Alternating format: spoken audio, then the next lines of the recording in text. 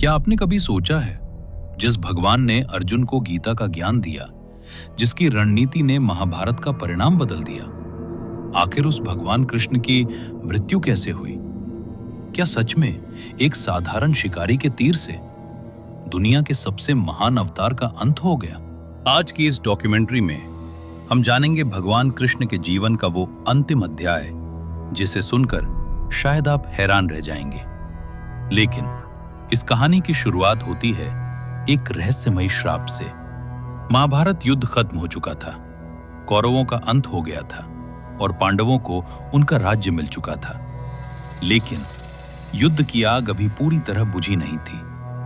एक दिन गांधारी, जिसमें अपने 100 पुत्रों को खो दिया था, भगवान कृष्ण के सामने खड़ी हुई। उसका हृदय शोक और क्रोध से भरा हुआ था।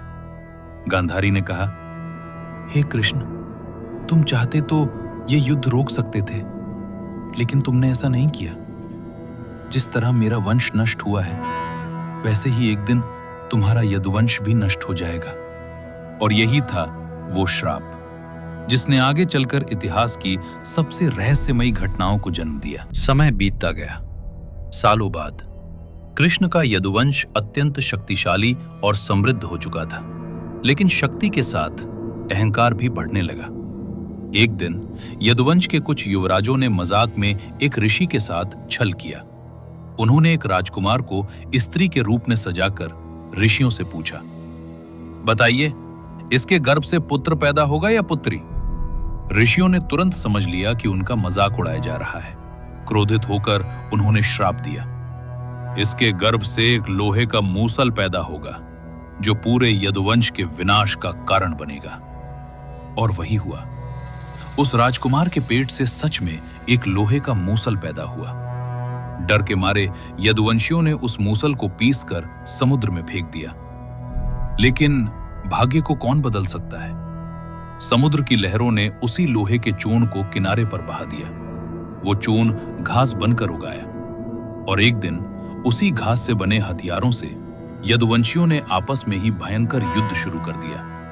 कुछ ही समय में पूरा यदुवंश नष्ट हो गया। भगवान कृष्ण जानते थे कि अब उनका पृथ्वी पर समय समाप्त होने वाला है। एक दिन वो जंगल में एक पेड़ के नीचे ध्यान में बैठे थे। तभी एक शिकारी जिसका नाम जरा था, दूर से कृष्ण के पैर को हिरण समझ बैठा। उसने तीर चलाया और तीर आकर लगा भगवान कृष्ण के पैर में। जब शिकारी पास आया तो उसने देखा कि उसने किसे घायल कर दिया है। वो भय से कांपने लगा, लेकिन भगवान कृष्ण मुस्कुराए। उन्होंने कहा, डरो मत, ये सब पहले से ही लिखा हुआ था।